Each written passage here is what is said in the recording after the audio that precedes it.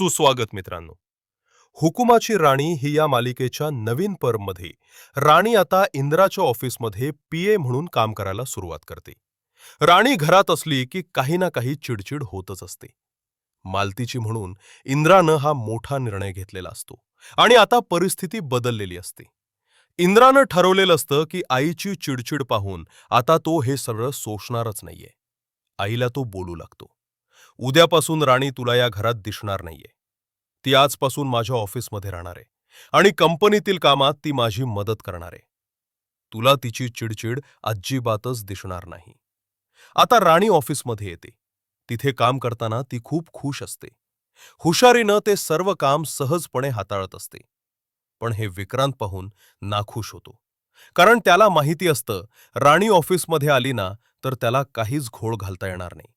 आणि हो, आबांनी तिला लीगल डिपार्टमेंटवरही लक्ष ठेवायला सांगितलेलं आहे. अगदी भन्नाट ट्विस्ट.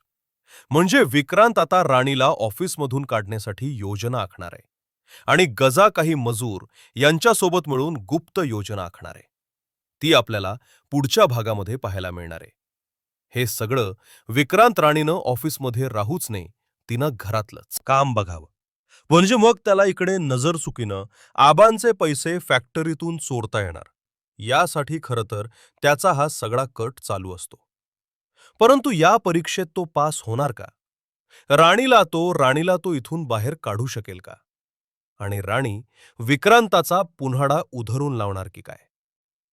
कस विक्रांतच्या संकटातून ती वाचेल हे बघणं रंजक ना ठरणार आहे.